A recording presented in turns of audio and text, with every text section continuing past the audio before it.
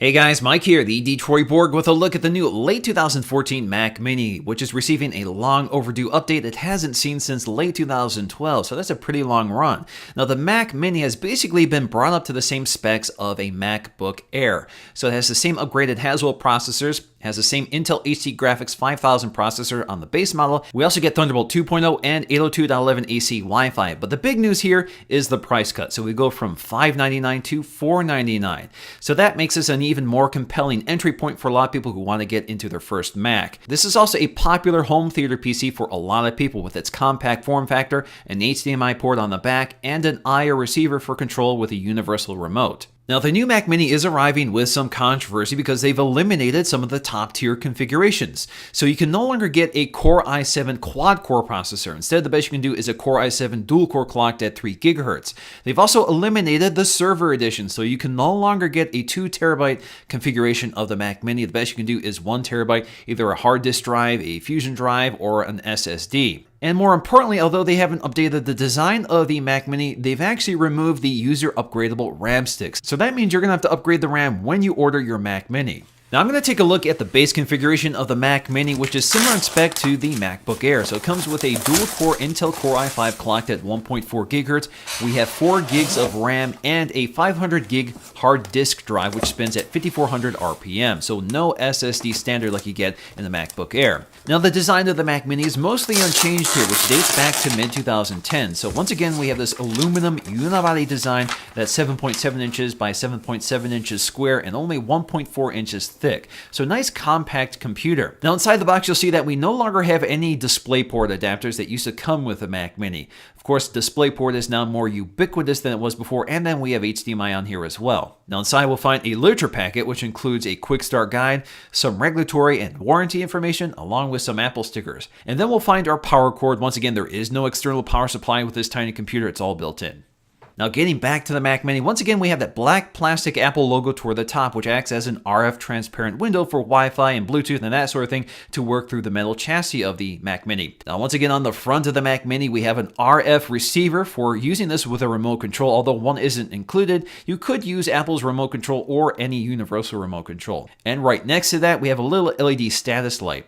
Now hidden on the back of the Mac Mini is all of our I/O ports, which have been slightly redesigned here for the new generation. So you can see that we have our power button along with our power port and our gigabit Ethernet port.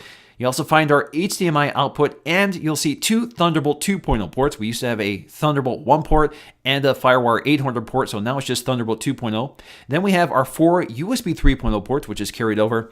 And then we have an SD-XC card slot, and we have an audio input and output jack, which also incorporate optical audio outputs if you use the right adapter. So all those home theater geeks will like that. Now once again, on the bottom of the Mac Mini, we have a circular pedestal. But the difference this time is that you can no longer pop this off to gain access to those RAM sticks. So you used to be able to just kind of twist it off. In fact, they give you little thumb ports for twisting off the back panel, but that's completely eliminated. This is not meant to be user removed. But if you did pry this panel off like iFixit did, you'll find just a metal plate which is secured by Torx security screws. So again, this is not meant to be user accessible. Alright, so let's go ahead and connect up our Mac Mini so we can take a look at performance. Now, of course, with a Mac Mini, you'll need to supply the display, keyboard, and mouse.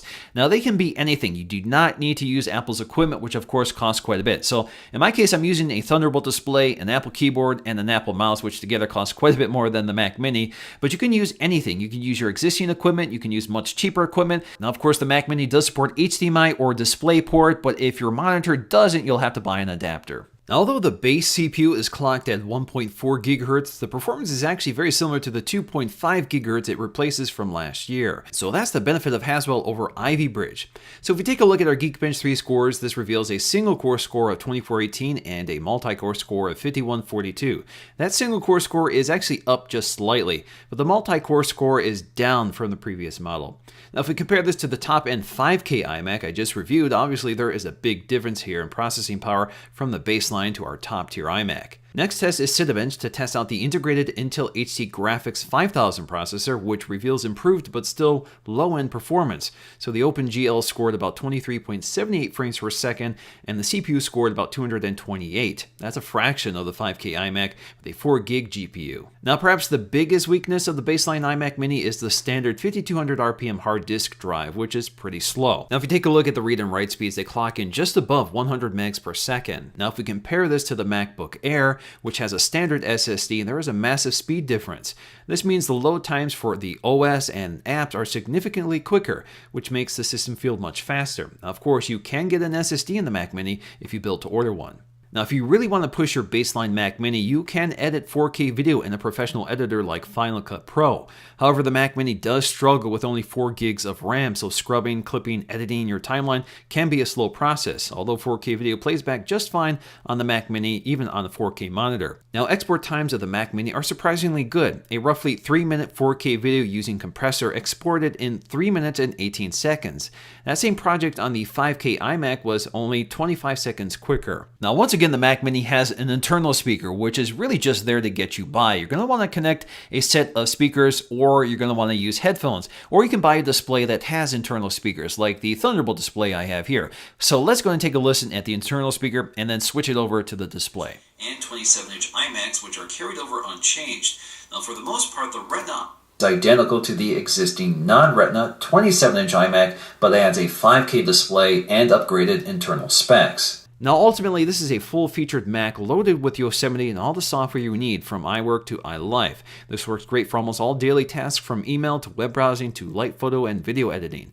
This is not intended for power users who edit in 4K, work with 3D projects, or gamers who should consider the upgraded models with Intel Iris graphics, although this Mac is still capable of decent gaming performance with lowered settings. Now ultimately, this baseline Mac is for very price-sensitive shoppers, so I don't think there's a need to upgrade the baseline configuration. Now, if you do start spending money on the Mac Mini at all, I would upgrade to the $699 configuration, which gets you a much more powerful CPU, more storage, a better graphics processor, and more importantly, 8 gigs of RAM standard. Alright guys, so that's going to do for me in this video. Thanks for watching, and I'll see you again in the next one.